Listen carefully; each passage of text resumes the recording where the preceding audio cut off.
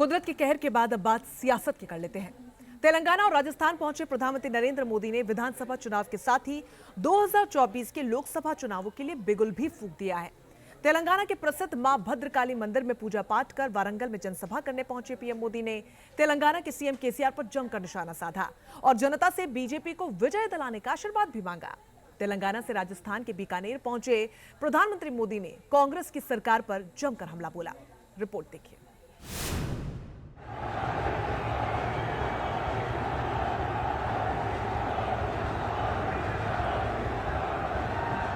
लोकसभा चुनाव का बिगुल बजने से पहले इस साल तीसरी बार दिल्ली से चलकर वारंगल पहुंचे प्रधानमंत्री नरेंद्र मोदी ने तेलंगाना की धरती से भारत माता की जय और जय मां भद्रकाली बोलकर ऐसी हुंकार भरी जिसकी गूंज हैदराबाद से लेकर दिल्ली और राजस्थान तक सुनाई देने लगी। भारत माता की जय, भद्रकाली अम्मवारी।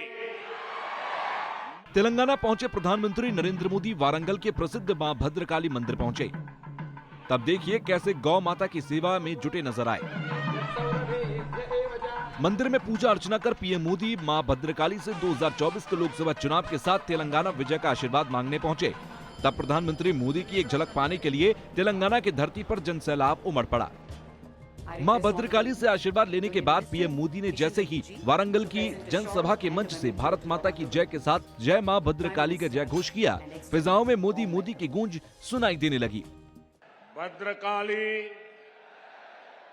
अम्मवारी महत्यानी की।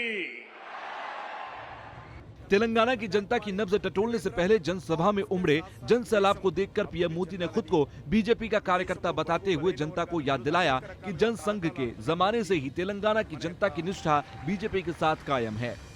आज मैं एक बीजेपी कार्यकर्ता के रूप में वारंगल में आप सबके बीच आया हूं। ये क्षेत्र जनसंघ के जमाने से ही हमारी विचारधारा का मजबूत किला हुआ करता है। अब विधानसभा चुनावों में बीजेपी यहां बीआरएस और कांग्रेस दोनों का पत्ता साफ करने जा रही है। वारंगल से प्रधानमंत्री मोदी ने ये बयान देकर तेलंगाना में इसी साल होने वाले विधानसभा चुनाव के साथ 2024 के लोकसभा चुनाव का बिगुल फूंक दिया है।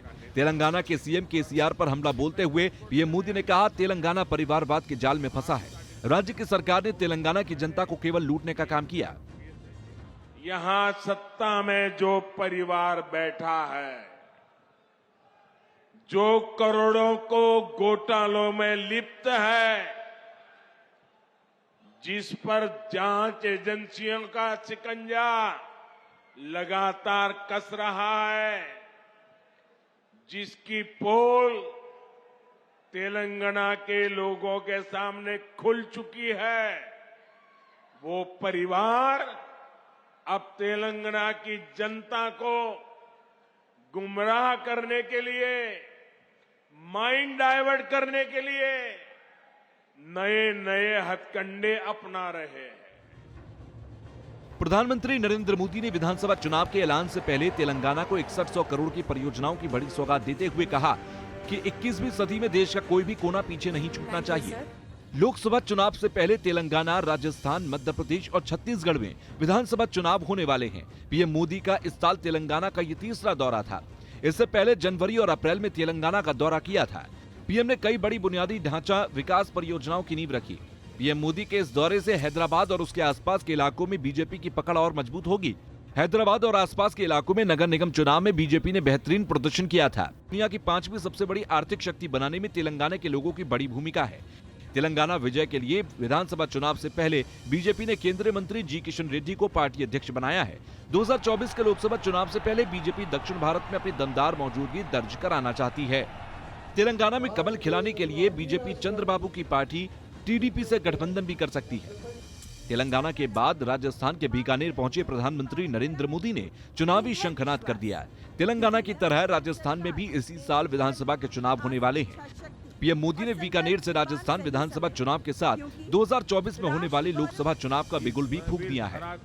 ये उत्साह बताता है कि राजस्थान में मौसम का पारा ही नहीं चढ़ा है, बल्कि कांग्रेस सरकार के खिलाफ जनता का पारा भी चढ़ चुका है।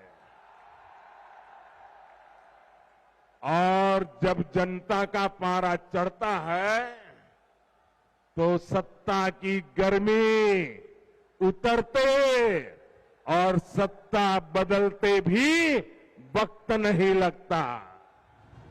आपको बता दें कि पिछले 9 महीने में पीएम मोदी का राजस्थान में यह 7वां दौरा था। पीएम मोदी ने 2500 करोड़ रुपए से ज्यादा की परियोजनाओं का शिलान्यास और उद्घाटन किया। बीकानेर के नौरंग देसर में पीएम मोदी के चुनावी जनसभा के जरिए बीजेपी ने राजस्थान में बड़ा चुनावी संदेश दे दिया है। बीकानेर की रैली से पीएम मोदी ने 6 जिलों की 30 विधानसभा सीटों और 4 लोकसभा सीटों के कार्यकर्ताओं को जीत का मंत्र बताया। इससे ब्राह्मण, दलित और जाट बहुल 6 जिले और 30 सीटों पर सीधा असर पड़ेगा। लोकसभा चुनाव होने में अभी करीब 1 साल का वक्त बचा है, लेकिन विपक्षी दलों की गोलबंदी को देखते हुए प्रधानमंत्री नरेंद्र मोदी ने अभी से ही बीजेपी मिशन 2024 फतह करने के लिए एक्शन दिखा दिया है।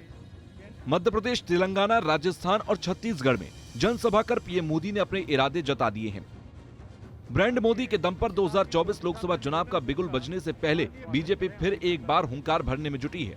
देश की जनता की नब्ज पहचान कर पीएम मोदी खुद लोकसभा और विधानसभा चुनाव की पटकथा लिखने में जुटे हुए हैं।